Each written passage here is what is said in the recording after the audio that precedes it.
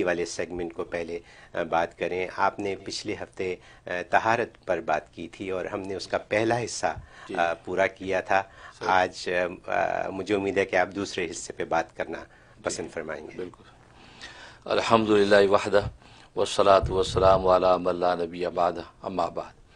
انمول موتی کے حوالے سے طہارت پر گفتگو کر رہا تھا، اور آپ جانتے ہیں کہ دین اسلام میں عبادات کے لیے پہلی شرط طہارت ہے. درست. ظاہری طہارت بھی اور باطنی طہارت بھی. تو اس رمز پر تو گفتگو ہو گئی تھی کہ طہارت کو کیوں لازم کیا گیا، لیکن آج اس پر گفتگو کروں گا کہ طہارت میں خاص طور پہ وضو کے اندر مخصوص اعضاء کو دھونے کا جو حکم دیا گیا ہے اس میں کیا راز ہے. اوکے. صرف ہاتھ منہ اگر دھو لیے جائیں تو کافی ہو جانا چاہیے، لیکن نہیں، ہاتھ منہ کے ساتھ پاؤں بھی دھوئے جاتے ہیں، سر کا مسح بھی کیا جاتا ہے. تو یہ خاص جو پیٹنٹ طریقہ جو وضو کے اندر متعین ہوا ہے، آخر اس کی وجہ کیا ہے؟ اس کی بہت سی وجوہات علماء نے لکھی ہیں. ایک وجہ یہ کہ یہ خاص اعضاء اس لیے متعین کیے گئے ہیں کہ تاکہ کوئی مشقت اور حرج لازم نہ آئے، کیونکہ یہ اعضاء جو ہے ویسی ظاہری طور پہ کھلے رہتے ہیں.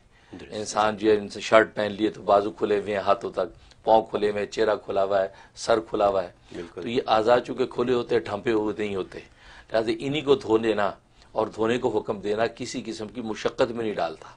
بالکل صحیح. ہاں، اگر ایسے کسی عضو کو دھونے کا حکم ہوتا کہ مثلا تن کو دھونے کا حکم ہوتا تو کپڑے شرٹ اتارنی پڑتی، تو مشقت لازم آتی. اور دین اسلام کے بارے میں خود سرکار دو عالم صلی اللہ علیہ وسلم کا ارشاد ہے کہ الدین یسرن، کہ دین اسلام بہت آسان ہے. اس میں کوئی شک اس آسانی کے لیے حکم فرما دیا کہ جو پہلے سے آلریڈی اعضاء کھلے ہوئے ہیں ان کو دھو لیا جائے، اس وجہ سے حکم دیا.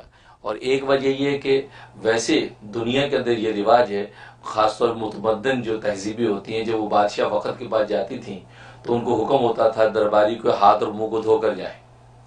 تو یہاں تو بادشاہوں کے بادشاہ کے سامنے انسان نماز کے لیے جب جا رہا ہے تو بادشاہوں کے بادشاہ نے بھی اسی پیٹرن پر حکم دے دیا کہ تم بھی اپنے اعضاء کو دھو کر صاف ستھرے ہو کر بادشاہ کے سامنے کھڑے ہو. یہاں تو ہم انسانی باس کے سامنے جاتے ہیں تو ہاتھ منہ دھو کے جاتے ہیں. اس لیے حکم ہوا.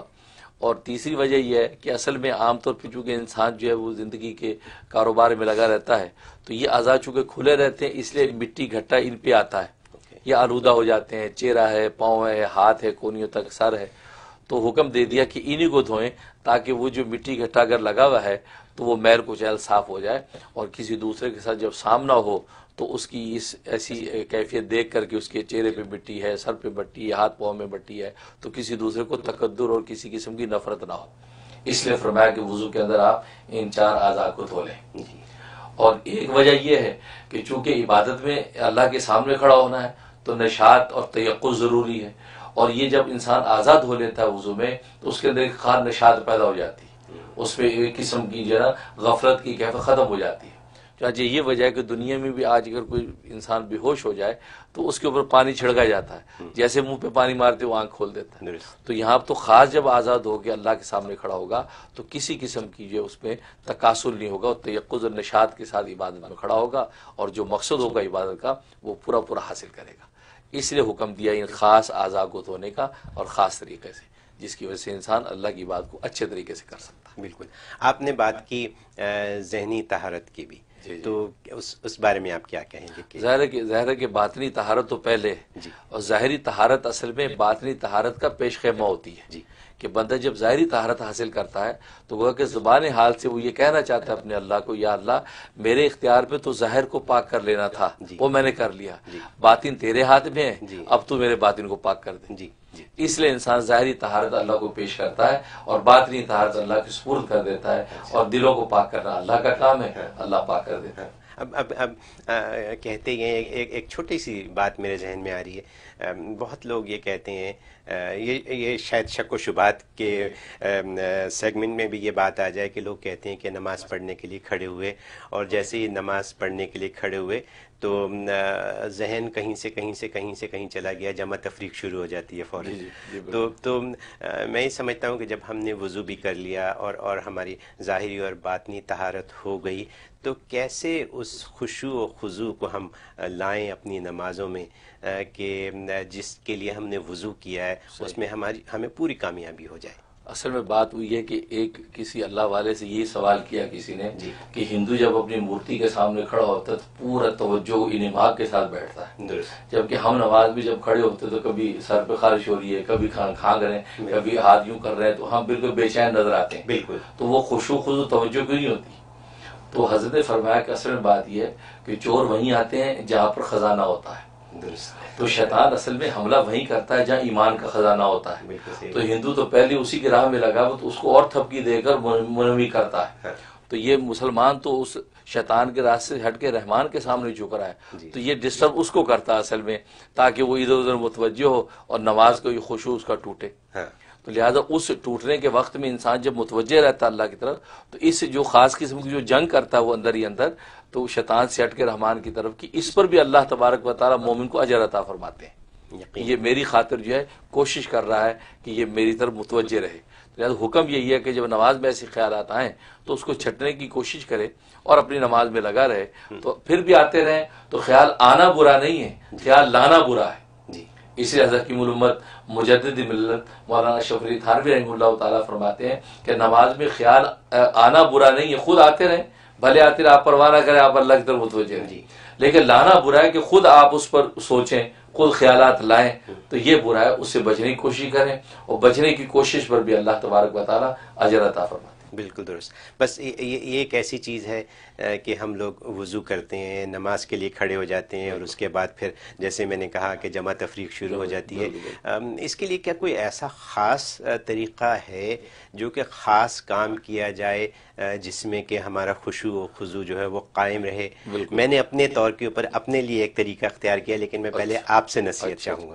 اس سلسلے میں امام غزالی رحمۃ اللہ علیہ فرماتے ہیں کہ جب انسان جس رکن کے اندر کھڑا ہو تو اس رکن کی ادائیگی کے وقت یہ خیال اپنے اوپر حاوی رکھے کہ یہ میں اللہ کے رضا کے لیے کر رہا ہوں، جب قیام میں کھڑا ہے تو یہ تصور رکھے کہ میں اللہ کے رضا کے لیے کر رہا ہوں، رکوع میں جائے تو یہ تصور رکھے کہ اللہ کے رضا کے لیے کر رہا ہوں، تو اللہ کے رضا کو اپنے اوپر جب حاوی رکھے گا تو اس طرح کے خیالات آنا بند ہو جائیں گے۔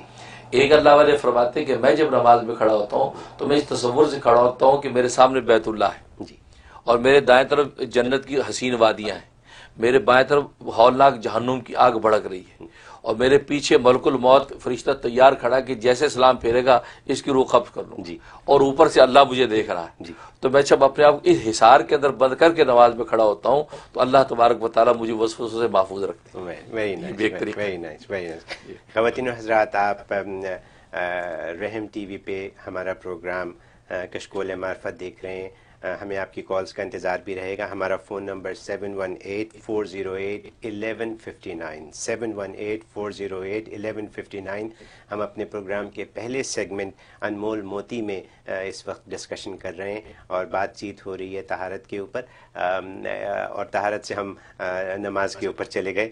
میرے ذہن میں کیونکہ خود سوال آتے رہتے ہیں اس لیے میں مفتی صاحب سے سوال پوچھتا رہتا ہوں۔ میں نے ایک طریقہ اپنے ذہن میں خود ہی پیدا کیا اپنے خشوع و خضوع کے لیے، آپ فرمائیے وہ اچھا ہے یا نہیں۔ وہ یہ کہ میں جب نماز پڑھتا ہوں تو جیسے میں سورہ فاتحہ پڑھتا ہوں تو میں سورہ فاتحہ کے تمام الفاظوں کو اپنی آنکھوں سے دیکھنا شروع کر دیتا ہوں، پڑھ بھی رہا ہوں اور دیکھ بھی رہا ہوں، یعنی میں قرآن کی طرف اور ان صورتوں کی طرف جو میں پڑھ رہا ہوں میں ان کی طرف دیکھنا شروع کر دیتا ہوں، تو میرا ذہن صورت کی طرف چلا جاتا ہے اور ذہن پڑھنے بھی لگتا ہے، تو بجائے اس کے کہ میرے ذہن میں یہ ہو کہ میں نے کہاں سے پیسے کمانے ہیں یا کہاں خرچنے، تو میں صورتوں کی طرف دھیان دیتا ہوں، اس سے مجھے کسی حد تک کامیابی ہوتی ہے۔ تو ایک یہ طریقہ ہے، اور ایک آپ نے فرمایا کہ اللہ کی رضا کے لیے سب کام ہو رہا ہے۔ بالکل صحیح، بہت اچھا۔ یہ تو انسان کی اپنی اسٹریٹجی ہے کہ انسان کو جہاں ایسا فیل ہوتا ہے کہ اس طریقے پر مجھے خشوع و خضوع حاصل ہے، تو جیسے آپ نے سوچا، اس لیے کہ باطنی طور پر نماز کے اندر کسی خیال سے تعین کر لینا اس میں کوئی مذاقہ نہیں ہے، ظاہری الفاظ کے اندر کوئی ایسا لفظ ظاہر نہ ہو کہ جس سے نماز انسان کی بریک ہو جائے، لیکن جیسے آپ نے سوچا کہ میں یہ تصور مان لیتا ہوں اور تصور کی آنکھ سے میں قرآن کو دیکھنے لگتا ہوں، اس سے خشوع و خضوع ہو جاتا ہے، بہت اچھا ہے۔ تو انسان کی اپنی اپنی طبیعت پر منحصر ہے جیسے وہ خشوع و خضوع حاصل ہے۔ سے اس کے لیے بہتر ہو. Coming back to the topic, جو طہارت کی جو بات ہو رہی ہے، آپ نے ظاہری اور باطنی طہارت کی بات کی. ظاہری بات ہے جتنی ظاہری طہارت کی ضرورت ہے اتنی ہی باطنی طہارت کی بھی ضرورت ہے. ظاہری طہارت میں جو ہم وضو کرتے ہیں، اس کے بارے میں آپ یہ فرمائیے کہ جب ہم وضو کرتے ہیں تو کیا ہمیں کچھ پڑھنا چاہیے، کچھ کلمات، کچھ چیزیں جو بتائی گئی ہیں کیا ہیں؟ اس کے لیے مختلف ارکان جو وضو کے انسان پورے کرتا ہے، جی. تو مختلف دعائیں اس کے لیے بھی متعین ہیں. اور ویسے یہ ہے کہ بسم اللہ الرحمن الرحیم پڑھ کے وضو شروع کریں. جی. اور پورا وضو مکمل ہونے کے بعد وضو کی دعا ہے کہ وضو کی دعا پڑھ لی جائے. ویسے بعض علماء نے لکھا ہے کہ اگر دوران وضو میں سورۃ قدر انا انزلناہ فی لیلۃ القدر اس کو کثرت سے پڑھتا رہے تو اللہ تبارک و تعالیٰ اس کو جو ہے ظاہری باطنی نور عطا فرماتے ہیں. جی. اس کو آنکھوں کے نور کے اندر جلا بخش دیتے ہیں، بڑھا دیتے ہیں. اور بعض علماء نے فرمایا کہ اگر وضو کرنے کے دوران میں القادر کا ورد رکھیں تو اللہ تبارک و تعالیٰ اس کو ہر قسم کے ظلم و ستم سے محفوظ رکھتے ہیں اور کوئی دشمن اس پر حاوی اور غالب نہیں ہو سکتا. تو القادر پڑھتے پڑھتے ہی اپنی جو وضو کو مکمل کرے القادر، اور آخر میں دعا پڑھ لے وضو کے، اس سے بھی فائدہ ہوگا. Very nice, thank you so much.